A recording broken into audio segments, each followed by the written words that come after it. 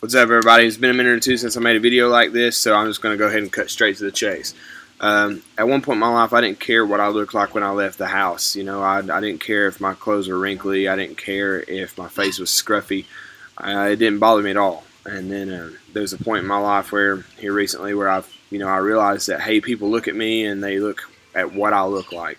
You know, some people can't financially afford nice clothes, and some people can't, go to the barber every other week or go to the salon every other week, and that's perfectly okay.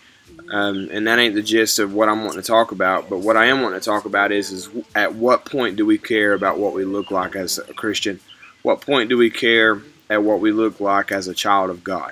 We cast that out the window sometimes because we don't care what anybody thinks of us. We don't care what anybody feels of us. I met with a guy earlier this week. He said, I don't care what people think about me. And I'm like, that's fine. As far as personal agenda, that's okay. But we've been bought with a price. We are not our own anymore. And God looks at us as son, and He looks at us as daughter. And everything we do represents Him as the King. I'm going to say it again. He looks at us as a son and as a daughter, and everything we do as Christians represents who He is as the King and the Lord of hosts and the God of all gods. And so I just want to challenge you with that this week. I want to challenge you with that today on this very rainy Thursday.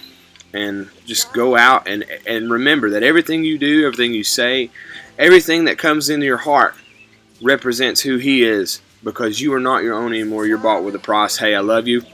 Have a great week in the Lord. We'll see you later.